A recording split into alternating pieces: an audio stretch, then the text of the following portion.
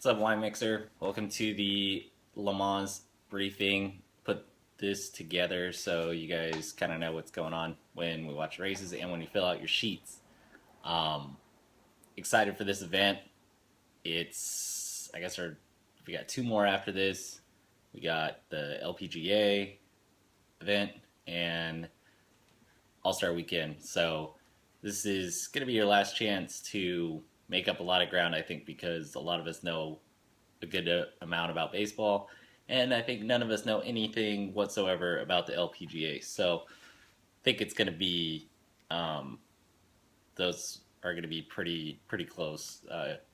And this one, if you do a little bit of homework, since racing's, I'd say, a little more predictable than other sports and other of the events that we've had, you can make up some ground. I think the biggest gap is about 20 spots to the next one, and lots of them are a lot closer. So, I mean, even though you might already know what's going to happen in the draft, since Justin's probably going to go first, and he's going to take somebody that's already been picked.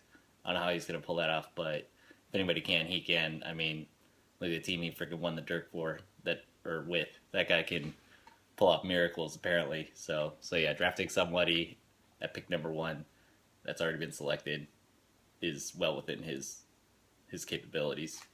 Then Jeff, well, maybe we don't know what Jeff's gonna do, but we can catch him. Rather not have to worry about what he's gonna do by being able to pick my spot before him. Anthony, we don't know what he's gonna do, but it's gonna have a solid team, I'm sure. I'm in the middle, looking to catch up some ground. Danny's in there. He's probably going to pick somebody that's good, but inexplicably the backup's going to overperform every week, and he's going to be pissed, just like he was last year. Yeah, and then we got a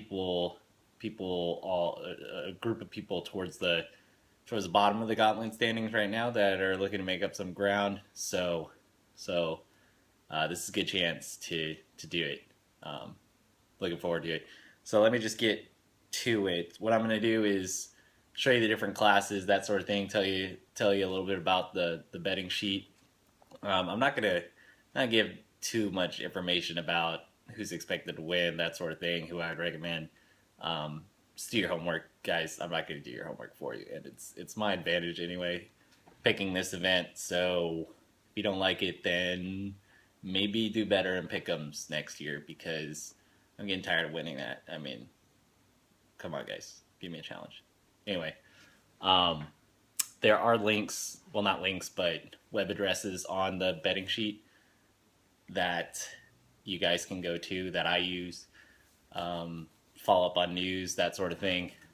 So yeah, they're going to be at the bottom of the sheet, and that'll be a good reference for you guys. So if you want to do your homework, I already gave you more than most people would, I would think. So, first, some information about the race. There's going to be 56 cars entered in 4 different classes. The cars all race at the same time, all going different speeds. Some classes are faster than others. So there's a lot of incidents and strategy, and it's a lot to take in. So, but it's fun. It's fun seeing those cars whip around the track. So yeah, I put the entry list on the betting sheet. Entry list looks like this. It's broken down by class. Each color bar there represents the different category. So you guys will easily be able to find the number of the car you want to select and put it in for the finishing order and that sort of thing. So you'll be referring to that for most of the sheet. Each car has 3 different drivers. They have rules on like the maximum amount of hours a driver could drive and that sort of thing, but it's only 3 drivers. They can't add anybody. So yeah, and it's for 24 hours, so the drivers, when they're out of the car, they sleep, they rest, they hang out, but yeah, they have to go for 24 hours. So and most teams bring multiple cars, especially in the top categories. They usually have at least 2, mostly 3 cars. So just bear that in mind when you're going through the list. All right. So I'm gonna go over the prototype 1, the LMP1 class, the fastest cars. Since most of the betting sheet covers that, again, I'm not going to give you advice. It's just so you know what the cars look like and aren't completely lost. So this is a Porsche. They have 3 cars going. This is a Rebellion. They're going to have 2 cars. They're gas powered, not a hybrid. Just so you know. This is the Bicoils team, also gas powered. Audi, 3 cars. Toyota, they're gonna bring 2 cars. And the Nissan, my favorite, debuted during the Super Bowl commercial. Geeked out, some of you saw that. Not embarrassing at all. And then, yeah, they do cool crap with that car. They did one in a Manchester City livery or paint job for those less knowledgeable. But yeah, wrong team. Good idea. Like the spirit. So so that's LMP1. They usually win the race. I've seen races where GT cars have won, but usually not when there's so many competitors. So just keep that in mind. This is the Prototype 2 category, or LMP2, Le Mans Prototype 2 category. If you guys care about what all that shit stands for. 2 different versions. They have a closed cockpit, open cockpit. Closed cockpit makes it kind of hard to tell from the LMP1 cars, but I just showed you all those, so yeah. Closed cockpit that doesn't look like any of those cars I showed you is the LMP2 car. Most of them are open cockpit though, and some teams bring 2 cars. Most of these teams just have 1 car, and they have an amateur driver. So one of the 3 drivers is an unpaid amateur driver. So it's interesting when they get on the track. They have won the race too. In this category, cars have. This is the GT Pro class. Basically, it's production cars, production sports cars, supercars, whatever you want to call them. They have in the pro category, it's the manufacturers basically competing. So they field their 3 pro drivers. And yeah, they compete against each other. One of the teams, Porsche, right there. Aston Martin, Ferrari, Corvette, and there is a Viper competing in the AM category. I didn't get a picture of that though, but you guys should know what a Viper looks like. And then there's the GT Amateur class, which they still have 2 pro drivers. They're lower level pro drivers and an amateur. One of the amateurs happens to be Patrick Dempsey, dude from Grey's Anatomy. I know you guys watch. Don't pretend like you don't watch that. Some of us do. I've been watching it more than I want to because of Belinda. So yeah, been seeing too much of Katherine Heigl.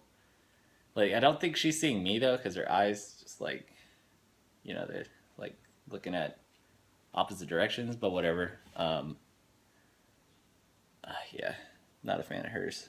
So anyway, in the GTM category with McDreamy, right?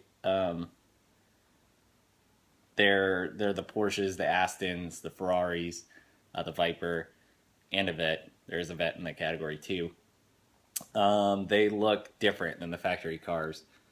Like you can see, there's an orange Ferrari back there and a black Porsche. They're not in the factory trim, and there's quite a few of these cars. They're kind of fun to watch, but yeah, they are the lower category. Sometimes they do beat the pro cars. There are some really good amateur drivers, so yeah, just keep that in mind. So that covers the classes. The race starts at 6 a.m. on Saturday the 13th. Ends Sunday 6 a.m. for those of you who aren't very good at math.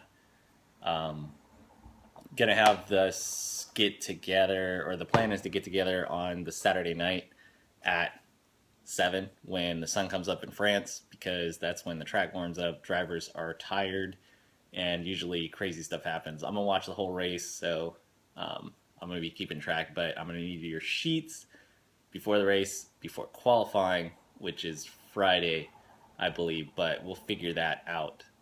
So again, that pretty much covers it.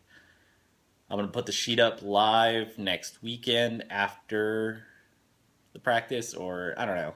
I still gotta just do some finishing touches on it.